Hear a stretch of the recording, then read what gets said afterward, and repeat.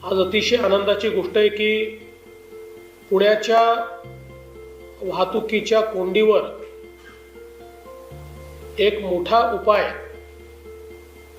म्हणून हा एकात्मिक दुमजली पूल त्याचं लोकार्पण होत आहे।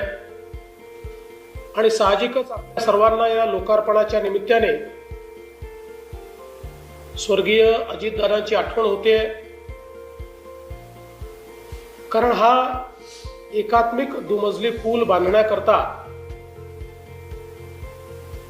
वेगवेगळ्या ज्या अडचणी होत्या त्या अडचणी सोडवण्यामध्ये अजितदादांनी पुढाकार घेतला।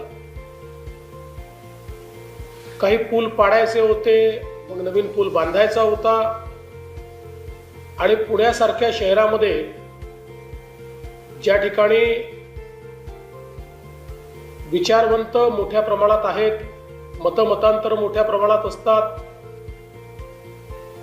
आणि अतिशय अभ्यासपूर्ण पॉइंट ऑफ व्ह्यू लोक मांडत असतात, अशा परिस्थितीत सगळ्यांना एका पेजवर आणायचं आणि पूल पाडणे आणि नवीन पूल बांधणे हे मला असं वाटतं अतिशय मोठं आणि महत्त्वाचं काम होतं।